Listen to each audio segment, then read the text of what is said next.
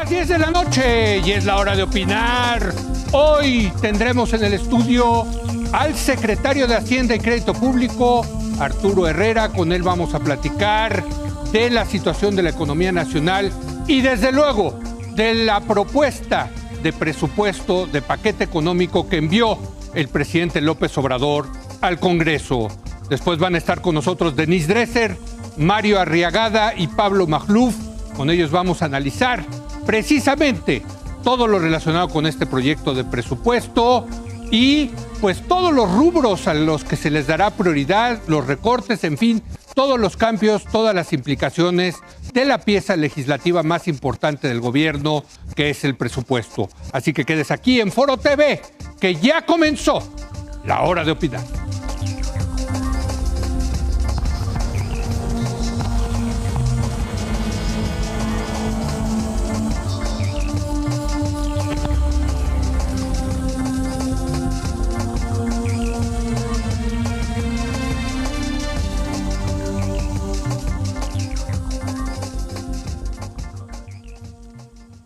Buenas noches, sin más preámbulo, le doy la bienvenida al secretario de Hacienda, Arturo Herrera. Secretario, ¿cómo está? Muy buenas noches. Muchas gracias, Leo. Gracias por invitarme. Gracias por venir. Déjeme, antes de entrar al tema del presupuesto, de la propuesta de presupuesto 2020, preguntarle de la situación económica.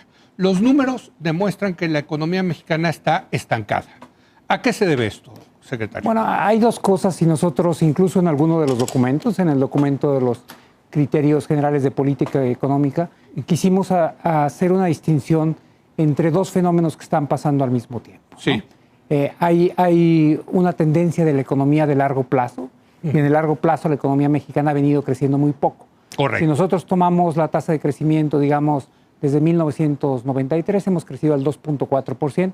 En promedio, ¿no? En promedio. Si tomáramos la del PIB per cápita desde 1980, hemos crecido al 0.7%. Sí, muy bajo. Entonces, tenemos una tasa baja. Ahora, en todos los países la economía tiene una característica cíclica. Alrededor de esa tendencia tiene periodos de expansión y tiene periodos de desaceleración.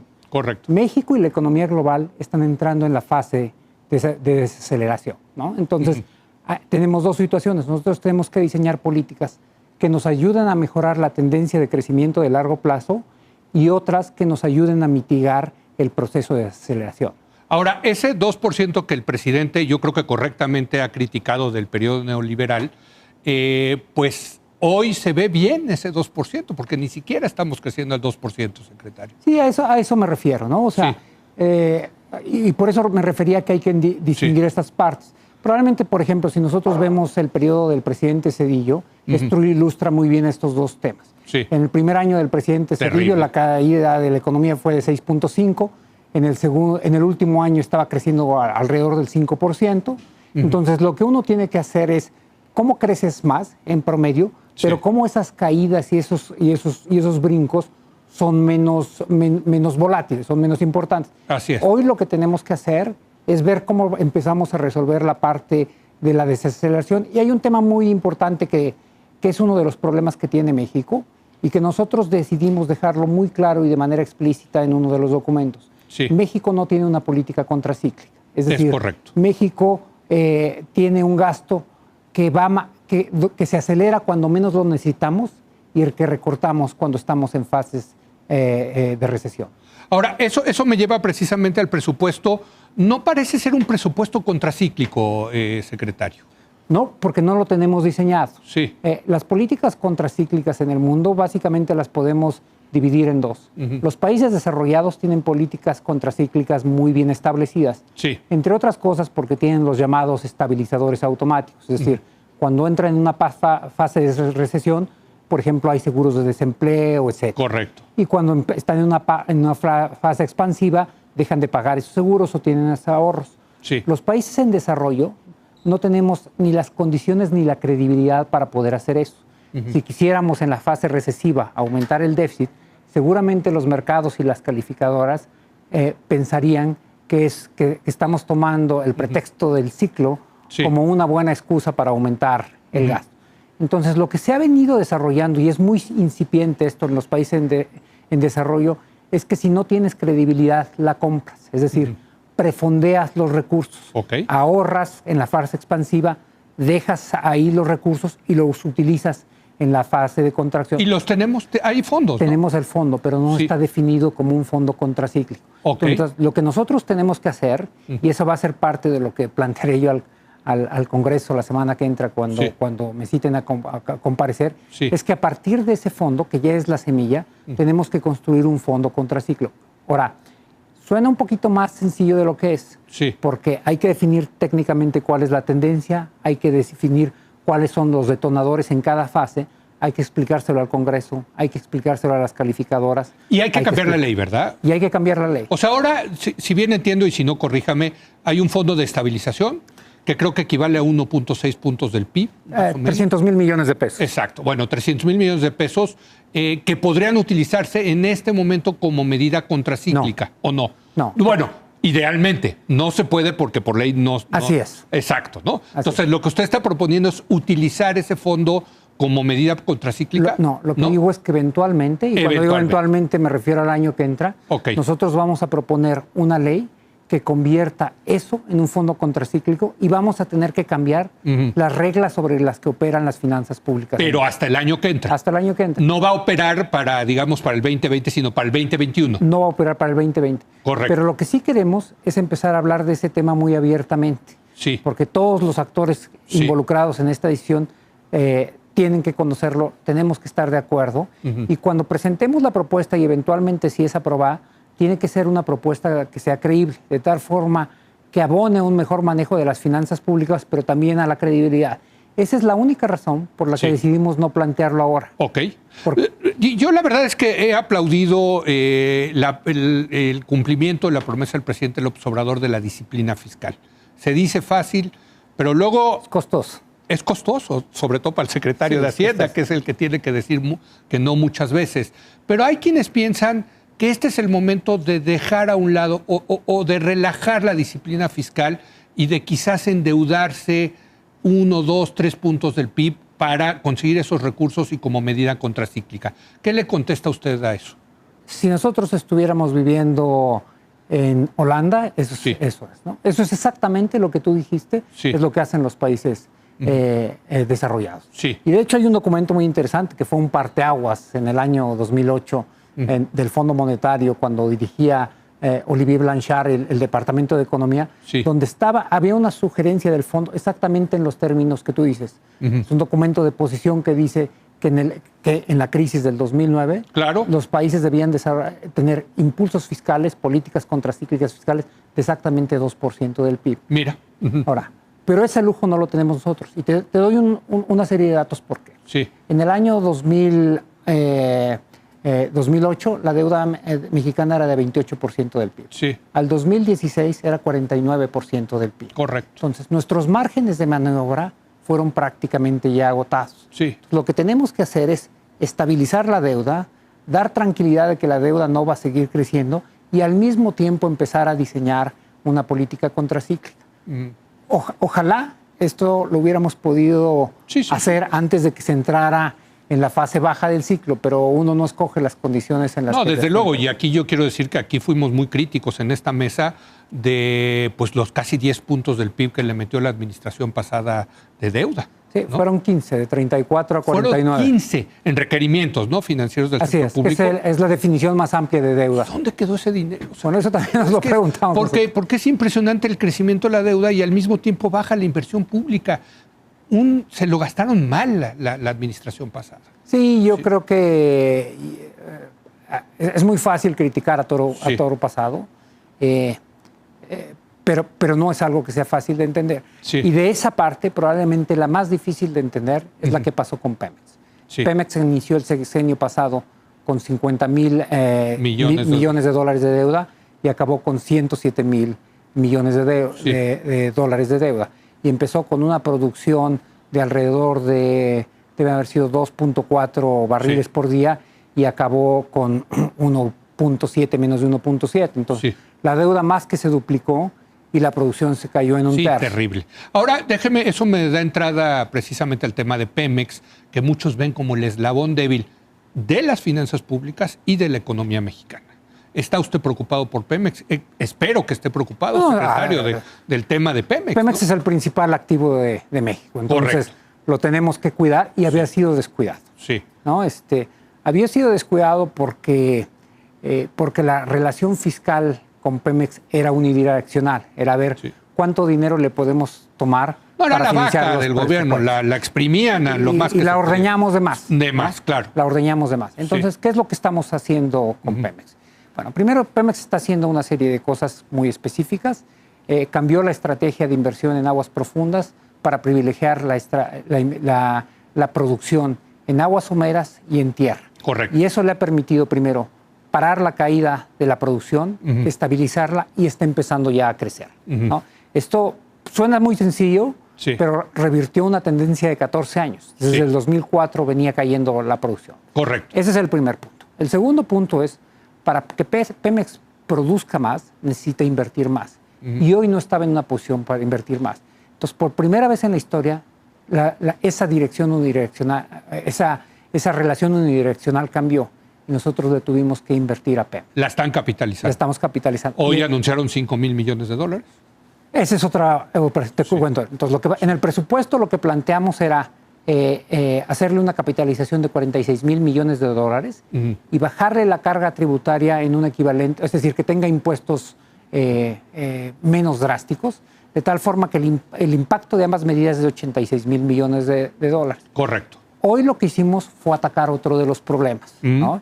Y bueno, esta operación que anunciamos hoy, tenemos meses preparándola. Sí. Fue un poco pero entonces la de hoy, o sea, la otra es capitalización, digamos, claro, ¿no? Para el año que entra, $86,000 millones. Así es. Que se van a ir, espero, a inversión. Exploración y producción. Exploración y producción. Sí. Lo de hoy, estos $5,000 millones. Lo de hoy tiene que ver con una operación muy compleja, y déjame tratar de explicarlo en términos muy simples.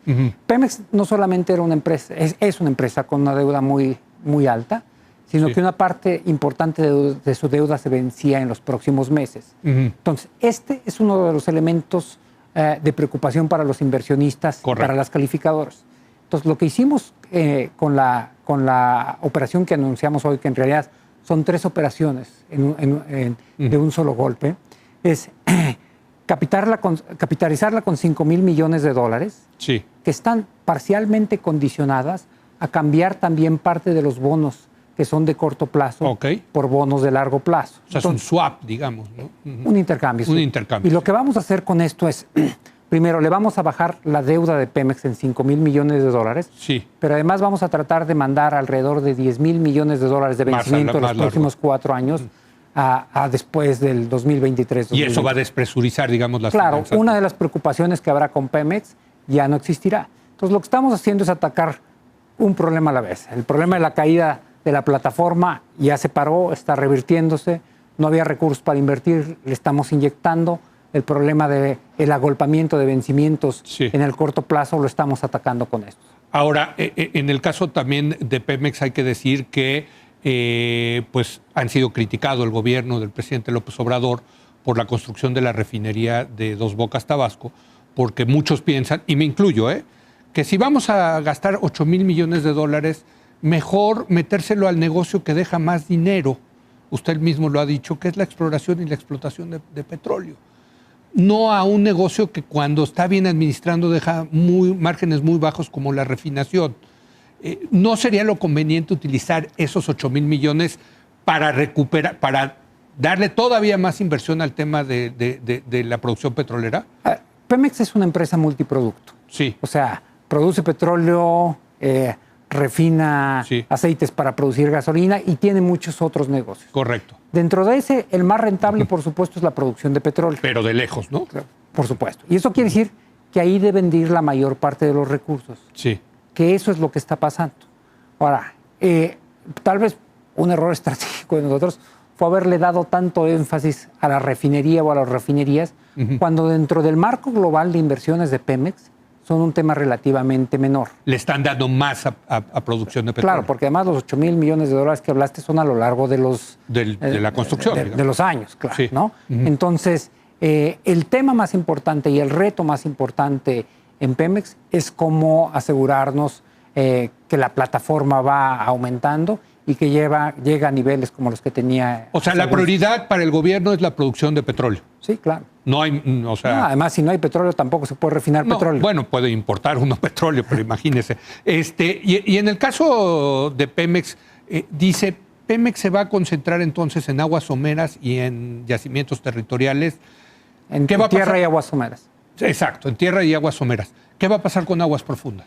Bueno, ese es el siguiente tema que Pemex va a estar. Sí. Pemex, una vez que resuelve estos temas, y te acabo de escribir 3 que los vuelve, que los tiene muy ocupados. Sí, ¿no? Pero una vez que resuelva estos temas que son inmediatos y de los próximos meses, va a estar estudiando 2 cosas. Una, ¿cuáles son los mecanismos de decisión con el sector privado? Y esos son de mucho tipo. Y eventualmente va a tener que decidir cuál es la estrategia de inversión en aguas profundas. Y ahí hay 2 condiciones muy importantes. Primero, son proyectos de muy, muy largo plazo. Es decir, ¿más de 10? Toma alrededor de 7 años de exploración, 3 años de desarrollo, antes de que se pueda sacar la primera gota de petróleo. Pero además son proyectos de mucho más alto riesgo. Eso quiere decir que más o menos de entre 4 y 5 pozos o perforaciones que se hacen, se encuentra petróleo en una de ellas. Correcto. Y requiere tecnologías complejas. Sí. Esa decisión, yo creo que en los próximos meses Pemex tendrá que fijar una estrategia. ¿Pemex o el gobierno, secretario? Y se lo pregunto porque seguramente usted leyó en el Financial Times un artículo donde citaban una alta fuente del gobierno del presidente López Obrador diciendo que están considerando retomar las subastas en aguas profundas para subastarlas a la iniciativa privada. No, a ver, seguramente lo leyó, sí, ¿no? Claro. Sí. Pero, o sea, las decisiones de Pemex se toman en Pemex. Pemex tiene un estatus muy específico, legal, que ha cambiado. No es una paraestatal, es una empresa productiva. Sí. Ahora, el gobierno tiene un rol. Pemex, el órgano máximo de Pemex es su consejo de administración. Correcto. Y el gobierno tiene asientos. Yo tengo un asiento en el consejo de Pero el gobierno podría decir que no entre Pemex ahí, vamos a seguir con las subastas en aguas profundas. El que lo tendría que decidir es el consejo siempre. El consejo, no, pero es el gobierno. El gobierno puede decidir, ¿no?, si tal yacimiento va para la iniciativa privada. Sí. Correcto. Sí. Pero entonces, ¿sí está considerando eso? ¿Cómo? ¿O no está, todavía no se puede decir? Digamos? Todavía no se puede decir. Es un tema que claramente Pemex va a tener que tomar de decisión en los próximos, pero hoy está enfocado en otras cosas.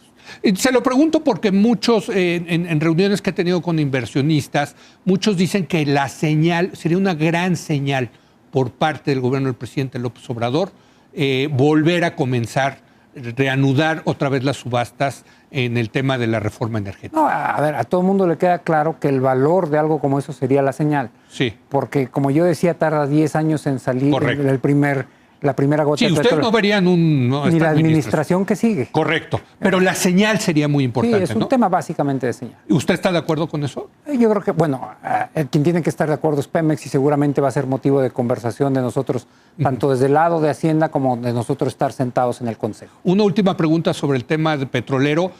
Una de las cosas que le han criticado a este presupuesto es que se ve muy optimista la recuperación de 200,000 barriles de petróleo diarios para el año 2020. ¿A qué se debe esto? ¿Ustedes sí ven que tenga fortaleza, solidez la proyección de ya estar produciendo casi 2 millones de barriles de petróleo? Son 3 cosas. Primero, el número que nosotros ponemos en los criterios generales es 1.951.000. Sí, pero es la producción de nosotros más la producción de las rondas. Y la producción de las rondas, por ejemplo, para este año eran alrededor de 14,000. Sí. Entonces no pintaba, en 1.7, 14 no pintaba. Pero la parte privada va a pasar de 14 a 85, con un aumento de 65. Entonces, una parte importante de lo que se ve ahí, en realidad no es de nosotros, pero es del sector privado, pero es parte de la producción. Bueno, pero le produce renta al Estado mexicano. No, claro. Desde luego, ¿no? No, pero lo que estoy tratando de argumentar es por qué no es tan descabellada. Hay una parte. Luego, a eso... Yo no tenía claro eso. A eso se le tiene que sumar. Es que antes no pintaba. Sí, pero ahora sí son... O sea, siempre ha estado presente, pero era tan pequeñito que no había necesidad de explicar. Pero ahora sí son 80,000 barriles diarios. Exactamente. 85 va a acabar, ¿no? Con 60 más que lo que producen hoy.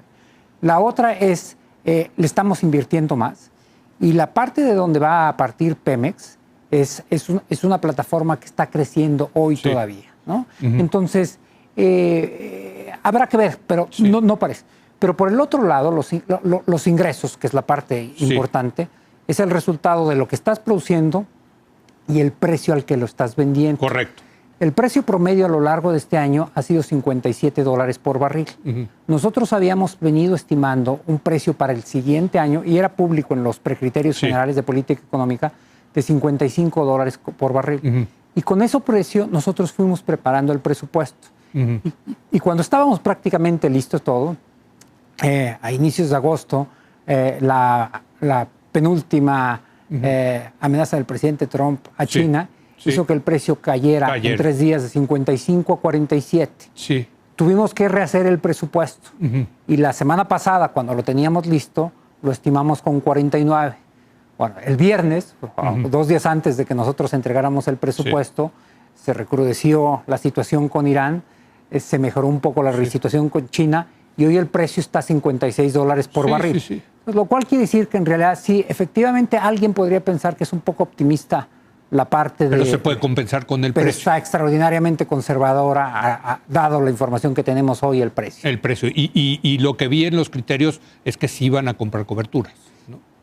El gobierno mexicano siempre compra coberturas, pero cuando hablamos del petróleo mexicano, en realidad estamos hablando de 3 tipos de petróleo. El Maya, el Olmeca y el Istmo.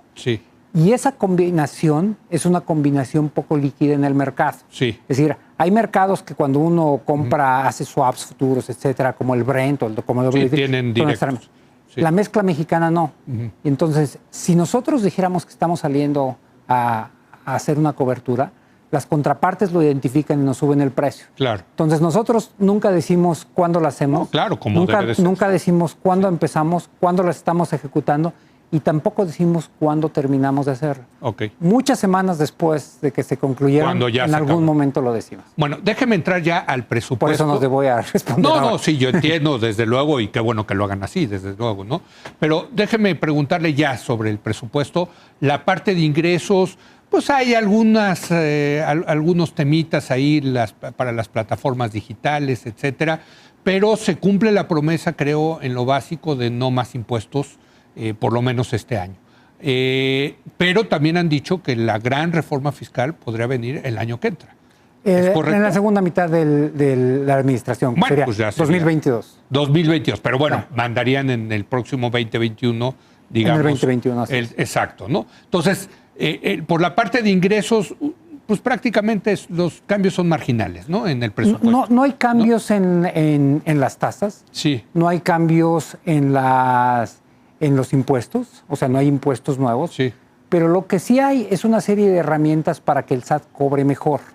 Algunas de las cuales ya estaban en el Congreso. Por ejemplo, la iniciativa para eliminar las condonaciones, la iniciativa contra las facturas falsas. Incluimos algunas otras que tienen que ver con que curiosamente han generado grandes expectativas, que tienen que ver con una forma muy específica en la que todo mundo se recaudan una parte importante de los impuestos. Los impuestos sobre la renta, probablemente tu salario y el mío, nosotros no los pagamos, los declaramos, los retiene las empresas. Bueno, lo que se está planteando, por ejemplo, con las empresas de la economía digital, es que ellos retengan los impuestos. Los impuestos no son nuevos, son el impuesto sobre la renta que el conductor de Uber o de Lyft tiene que pagar, el IVA asociado. Entonces, lo que estamos buscando ahí son mecanismos para que se puedan retener y concentrar de forma eficiente en el SAT. Bueno, déjeme ir ahora al tema de los gastos, y lo hemos discutido mucho en esta mesa. Tuvieron que hacer prácticamente una reingeniería del presupuesto el año pasado, sin subir los impuestos para darle prioridad a los programas que quería el presidente. Tuvieron que hacer una reingeniería del gasto, muchos recortes, y se ha dicho hasta la saciedad que los recortes los hicieron con machete y no con bisturí, y que eso pues ha traído graves problemas. ¿Qué responde, secretario, al respecto? Mira, lo que en realidad estábamos haciendo nosotros era reasignaciones de gasto. Pero ¿no? muchísimas, como Muchísimas. hace mucho no se hacía. No. Sí. Como se suelen hacer cuando estás en un periodo de crisis. O sea, Sí. siempre se piensa que Correcto. no se puede, que no se puede gastar, disminuir el presupuesto. Si observamos lo que está pasando en Argentina, Sí. es un tema de cuál es el umbral de dolor con respecto Correcto. a esos recortes o reasignaciones. Oiga, nos tocó un dolor aquí en México en los 80s y 90s. No, durísimo. cuando yo estudiaba economía, Sí, eso era lo único que veíamos, ¿no? Exacto.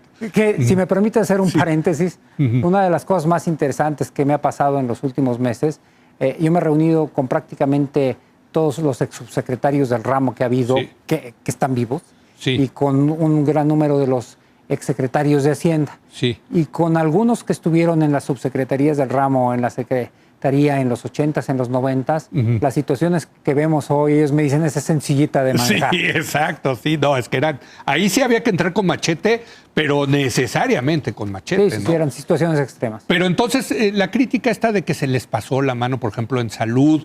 Germán Martínez renunció al Instituto Mexicano del Seguro Social tildándolos a ustedes de neoliberales. Sí, yo no estaba ahí. No, pero, pero bueno, usted era subsecretario, ¿no? Sí. Pero mira, yo creo que el tema de Germán, Sí. y yo no voy a juzgar sobre algo donde no era mi responsabilidad, no necesariamente tenía que ver con el presupuesto del IMSS, porque además el IMSS, la mayor parte de sus recursos son lo que ellos mismos recaudan a través de sus cuotas. Y lo recaudan bien, por Sí. cierto. Ujú. No, él tenía que ver con la aplicación y la forma en que se hacen las licitaciones. Entonces, una cosa que sí es mi responsabilidad ahora y que Sí. no era hasta hace algunos meses, es asegurarme que tenemos un gasto que se está ejecutando de manera oportuna. Es decir, Sí. que cuando se necesiten las cosas, las tenemos listas y que las licitaciones se hagan con oportunidad y con la mejor manera posible.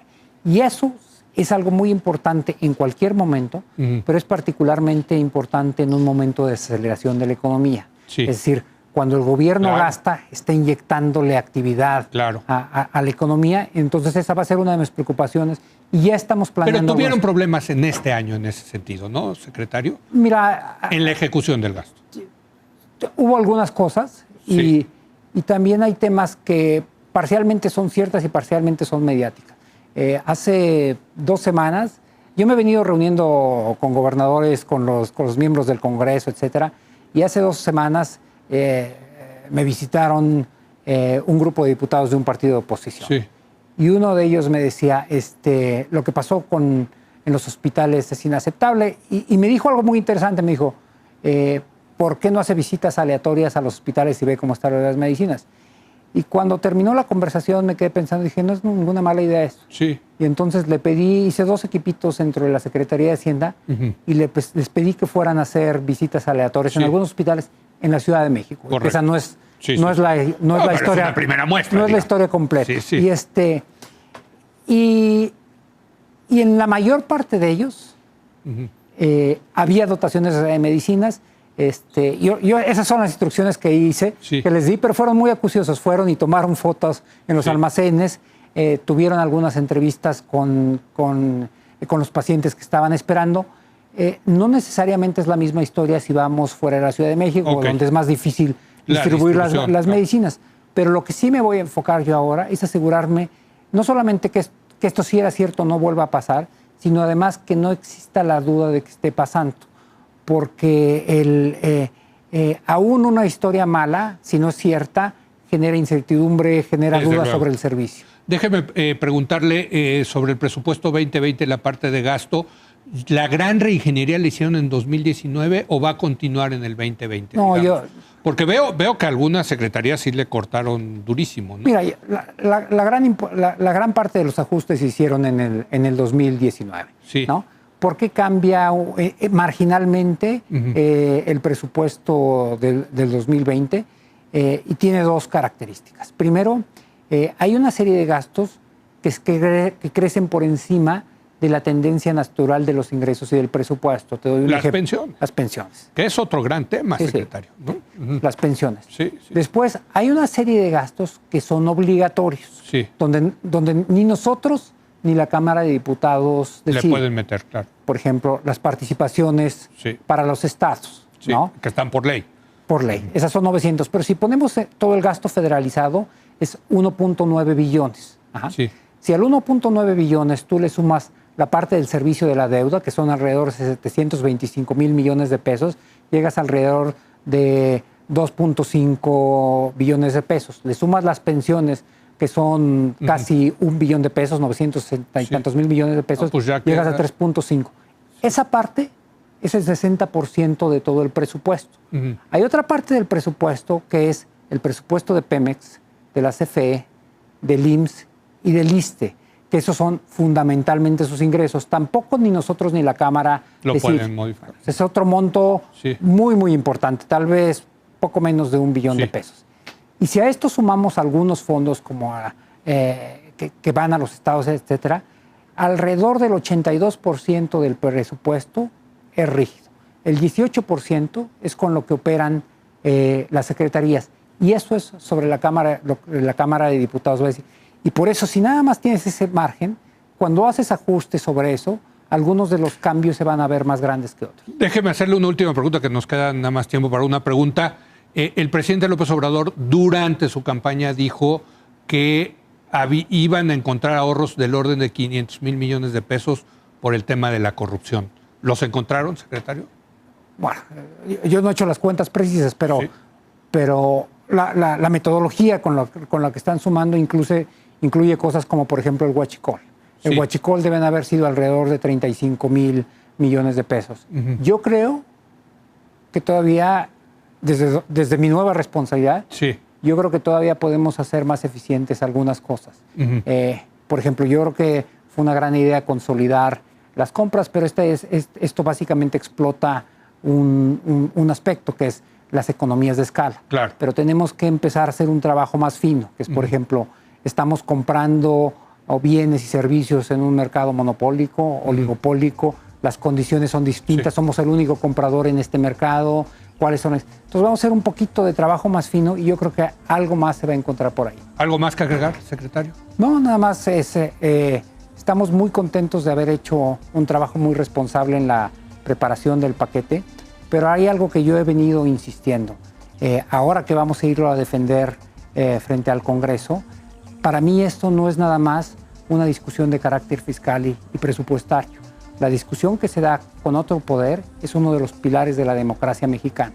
Y es en ese sentido que nos lo tenemos que tomar muy en serio. No es nada más un tema de números, de restas y de sumas, es un tema de cómo se estructura y cómo está articulada la arquitectura de la democracia mexicana. Pues muchas gracias, secretario, y desde luego yo seguiré aplaudiendo el compromiso del presidente con la disciplina fiscal.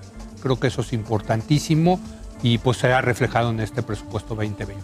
Gracias por la invitación. Gracias al secretario de Hacienda y Crédito Público, Arturo Herrera. Regresamos en un momento más.